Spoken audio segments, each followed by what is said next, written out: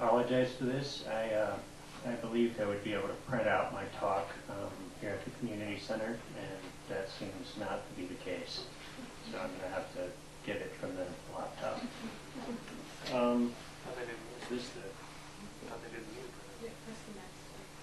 All right, this is the view we would have seen on the tour today, for those of you who went on the tour, from Sosa Mesa.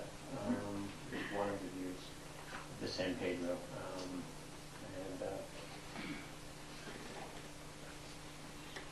Most of these are just going to be pretty animal pictures that I'll flip through as I give this talk. The lower San Pedro Valley is a unique place. The people who live here, visit much, already know that. Right here, the hills are dotted with saguaros, cacti that occur nowhere else in the world but the Sonoran Desert. Go a few miles south of here, though, and the saguaros disappear as the Sonoran Desert rolls into the Chihuahuan. The plants and animals come from both the Rocky Mountains to the north and the Sierra Madre to the south.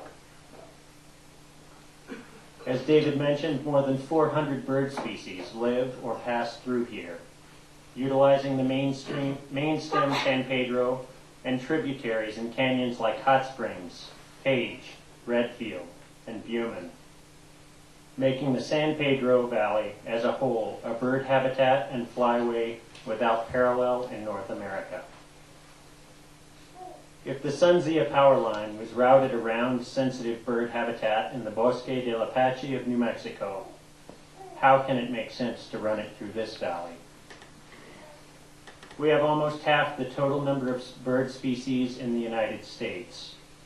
The American Bird Conservancy designated the San Pedro as its first globally important bird area.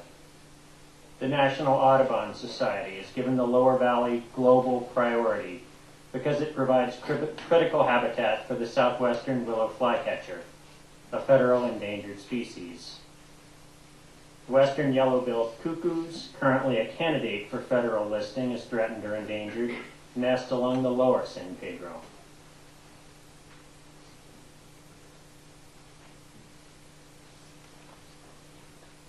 In 1999, the U.S. Fish and Wildlife Service declared much of the lower San Pedro Valley, including Cascabel, Cactus ferruginous pygmy owl critical habitat. Since then, the owl has been controversially delisted and then petitioned for listing again. Two of our native fishes, the loach minnow and spikeface, have critical habitat designated in 2007 along the lower San Pedro between Arabaipa and the Gila River. Bass, Redfield, and Hot Springs canyons have also been declared critical habitat in the past. 4 other native fish species have been candidates for listing, and these inhabit Buman, Bass, Redfield, and Hot Springs canyons. We have 180 species of butterflies here, and more than 60 reptiles and amphibians. An endangered semi-aquatic plant, the Huachuca water umbel, is found at Bingham Cienega, one of the last remaining desert wetlands in the world.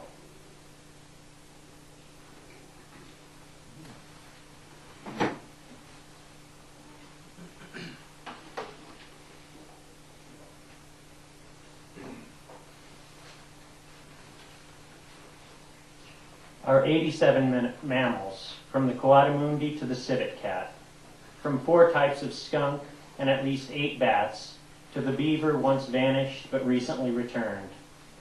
The San Pedro Valley hosts the greatest number of mammal species in the continental United States. After yesterday's ruling, U.S. Fish and Wildlife must also now determine critical habitat for the North American jaguar, and the San Pedro Valley seems a likely candidate for recolonization.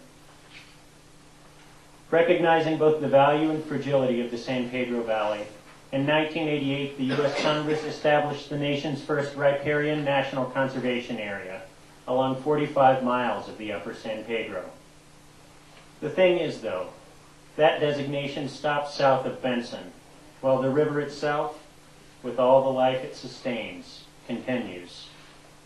If anything, the San Pedro north of Pomerene is more intact and has less pressure from industry and population growth than the area that has been formally protected. With a metropolitan area of 1 million people, one valley to the west, and what until recently was one of the